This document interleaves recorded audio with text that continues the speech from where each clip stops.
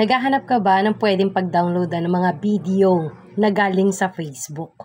Kung ikaw ay naghahanap ng website na pan-download ng mga video na nakikita mo sa Facebook, ay ituturo ko dito sa video na ito. At sundan mo yung pinaka-instruction ng video na ito.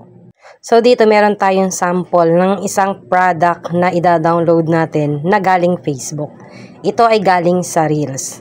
So dito ipapakita ko sa inyo kung paano nga ba siya ida-download. Pindutin mo lang yung arrow button na ito, yung share.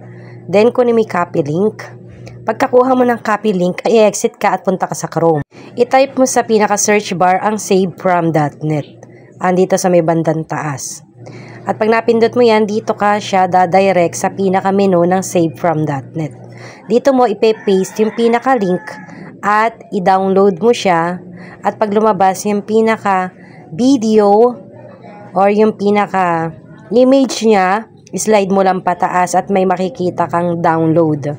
Dapat naka-format siya ng MP4, then HD. Mag-i-skip ad yan, papasok ang Shopee, i-minimize mo lang at ibalik mo ulit sa Chrome. Dito makikita mo yung download file, then i-open natin para makita nyo na naka-download na talaga yung pinaka-video.